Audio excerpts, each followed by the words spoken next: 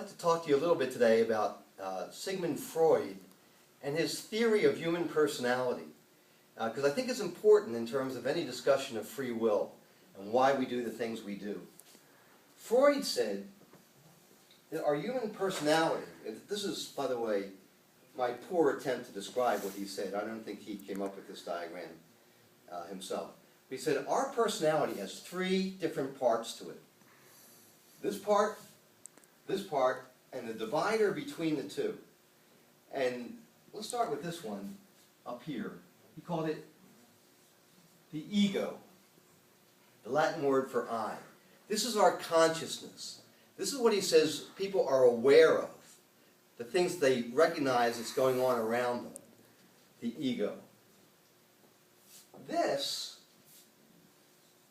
he called the id, the Latin word for it, because it's very undefined. We would call it today the subconscious. It's below the level of consciousness. And Freud said that there's a whole level in our lives that we have no idea that it's even there.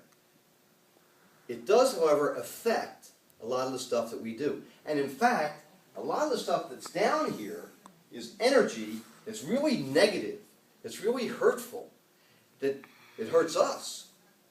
And I'll give you an example in just a moment. But this little net between the two is called the superego. Now I realize that that makes no linguistic sense because the superego should be above the ego, and in my little diagram to help make sense of things, it's below the ego. But that's what he called it, the superego. The superego was a defensive mechanism that our personalities have to keep unpleasant realities away from our consciousness. The classic story was Freud working with a young woman, married woman, who had an issue with frigidity. She could not stand being touched by her husband, which was very frustrating for their marriage. And as much as she loved him, the minute he touched her, she became very upset and pushed him away. So ultimately, she went to Freud to seek some counseling. And Freud worked with her and worked with her and worked with her, and it was year and year and year after year before finally he began to make some progress. What he would do is he would use hypnosis. He would just like swing a little clock, a little watch in front of her, and it would just put her in this little trance. And what he thought was that in that trance state, all this tight webbing would loosen up a little bit, and things from down here would emerge into the consciousness. And here's what he found out. When she was a little girl, she eventually put the story together for herself under Freud's questioning. When she was a little girl, her father, who was in the Merchant Marines in Austria, was away from home for Austria-Hungary, was away from home for long periods of time, months at a time. Unfortunately, his wife, to help make ends meet, I suppose, or whatever, entertained gentlemen callers in this port city frequently. One night in the spring, she was in bed with this other man. A horrific thunderstorm came up. It was thunder and lightning and everything else. It was the little girl in her own room woke up. She was scared to death, and she did what every other young girl, young guy would do. She ran into mommy's room, mommy and daddy's room, for safety, for some security. And there she saw this man attacking, it looked like, attacking her mom. The thunderous, the man is silhouetted by the lightning, and the room is dark. It was just awful, and the mother is screaming. The man sees her, he looks straight at her and yells at her to get out of the room, don't tell anybody about this. She runs out of the room, back to her bed, under the covers, and stays there for the rest of the night. The storm leaves. next morning, she did not remember a thing.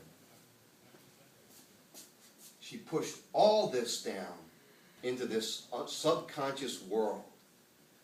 But it surfaced whenever she saw a man touch her, like that man touched her mom. And it had huge repercussions for her.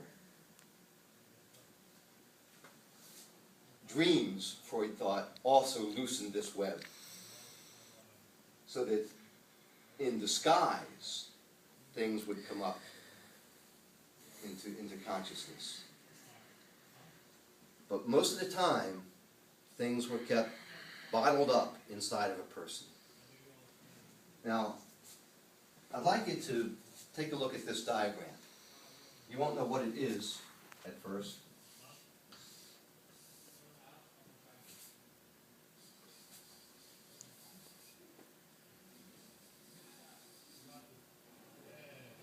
But I think now everybody will know that this is a ship